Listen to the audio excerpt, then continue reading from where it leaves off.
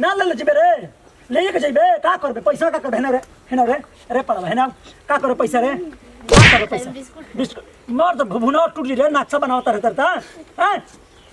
हाय कौन पहिना शेर है रे हाय का रे हैं का रे हां तो सही ये करे बना रे ना रे तू चुपचाप जा खड़ा छु आ जब ले बोला न तो हिल मत अरे तुम्हारा कौन पटिया फड़ाक से है पट सो पट घूम जा दे रे ससुरा भूखा माजा उलट जा भूकंप आ जा भूकंप के ससुर डांटा तो मारो तो तब से परेशान धइले बाबे बोल त का कह दियो करे के हम हैं पहले घर भर के पीट ले ओकर बात कहिए का करी देखत के कबे आके का करता तो करी ना रे उन्हें तो मांगी ना मांगी वो तो 2000 रुपया दे तू सब पूरा नेटवर्क धर अपन बाबूजी डंटो बदल ला अपन चल द जो पैसा बदल ला ससुर कहीं का बदल ला दिन के तो बदलो तो हम करके बोल देते तो पैसे हां बोल ले चल जा बोल दी हां बोल ला इधर अपन डंटा अपन ठीक बा अरे साला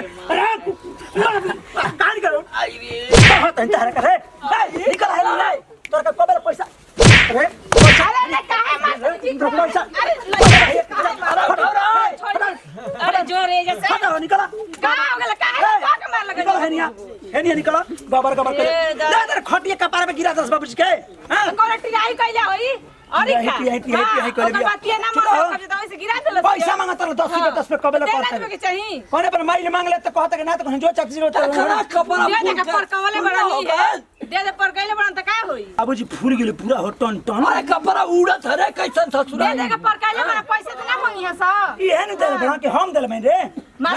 दे रे नहीं का बार-बार कहले पैसा दे कौन बात करे खून ना तार का थी बहत है चुपचाप रह जा हम जाते ओकर घरे आ उ काका लगे ओकर से भेंट क के आ बोल देबो करे के चलेगो परसु जा हे नहीं जा भैंस खियाब होनिया कहां जाता गोइला काज हेलो है केना गइला हो ए हे बच्चा समय आवा होने कहे नहीं गबर कइले रहले धर पहिना जा माचाला बोल ससुर कहीं का मिला था ससुर तो आई था बबले कबर करता है तो समझला है ना कुछ अरे तारा के कहां तू बाप औरी घावा कोला पूरा कोला कौने कमु देखला नहीं रे सवेरे कइले हतरा जा यहाँ फूल गल तो हो नहीं है कहां बैठ गया तो है ना जा के है ना डाल दियो ससुर कहीं का अरे बाप रे कहानी है करे मैं करो यही लड़त रह तब बुझाई तारा समझ में आ जाई तो बिगड़ल बा कहबे कहनी कि तनी बना दी तो नइखे सुनत नहु के देह नइखे न कानी कहां गइल बनी अभी तक ले आइनी ना अरे बाप रे के गने बड़ी समझ में नहीं खत हमरा के मन तो करता के फेंक फाके दी अरे का लिया दियलु अभी ये बनावत नहीं ये करे के बिगड़ल का करता रे ई अच्छा त नहीं स्टॉप पे धरते नहीं खे हे करा के तक चूल्हे के दोरिया तक खेला वाले करा के ले जो द्वार पर ले जो हट क्यों के डाटत रहे नहीं रहो दिन भरे ए लगत चिल्लाए मन तो करता के मार दे कर 2-3 तबला घींचे का जरूरत है जनमाग बेरिए ना मर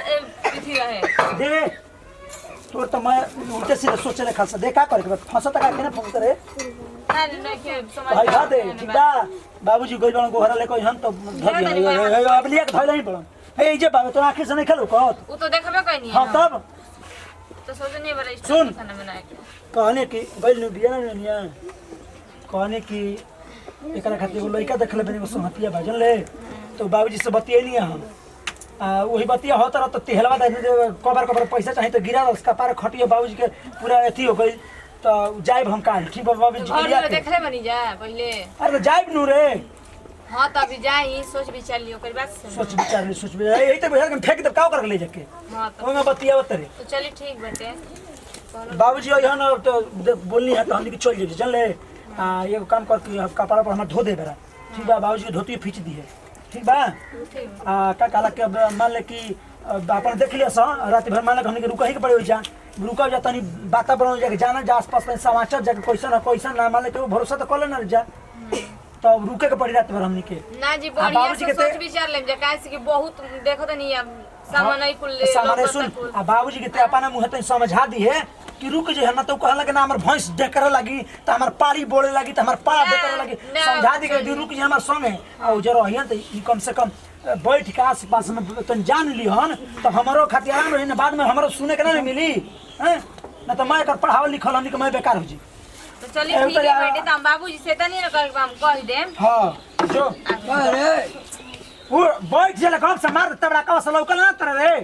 सहर सिखत रे ए बार ओकरा के डांटत हुआ रे डांटत हमी हैं डांटे बात का तू फुलवा के तना बड़ी यार क देला ढोका में बैठत रे देखो घुसला त ई बैठल में पलंग पे कर देखत रे सहूर डांटे रास्ता ना में चक्कर में तिर गिर गई है हाँ। देने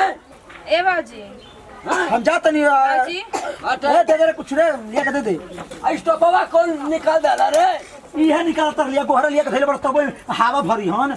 आ तोरे गवना कही रहल सोचने चिनावटी एक करिया क देला कुल तो हम का करी दू दिन हम सोचत नहीं करके बाबूजी बेचे खाना के बना चक्कर देले बनी ऊपर। दो दिन खाना कितना वजन रे स्टॉपवा चलो तो जाए अथी कर लेना मिलेला हां लेना मिलल की चक्कर गिर गई ऐसा सुजन फुलवा देला कपार आई देख तो अरे छोड़ी सारी चलो बनी चलो हम हल्दी जाए छाप हल्दी छाप दिए तो तेल कर मार छाप दिए ए बाबूजी जाते हम लेना डाल के आ जाते हैं दवाई लेके आते हैं ठीक बा लेके आओ ए बाबूजी खाना दे दे आ द्वार पर चल जियो ठीक बा जाते हैं हम जाई नु जो आ यार रहबा न कल चले के ना हाँ तो उन्हों के बोल देते तैयार रहे तू है जरा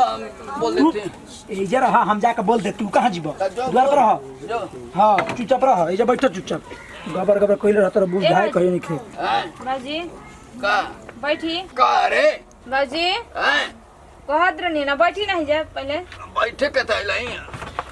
अरे अरे आई वो मां अरे फोड़ लिहनी अभी का कम रहा। अरे के गने उठाइए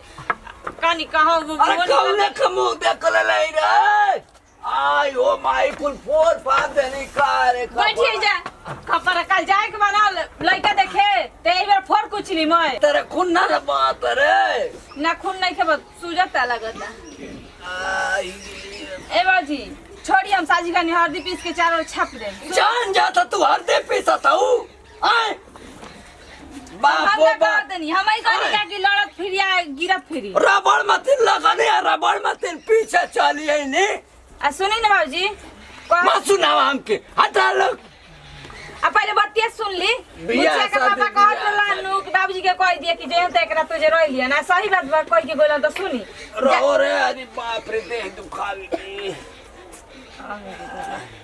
अब हम का करी लेटी बढ़िया से लेटल बन त लेट जे लेटी आराम आराम कर ली पहले। अरे जूता निकाल ओहो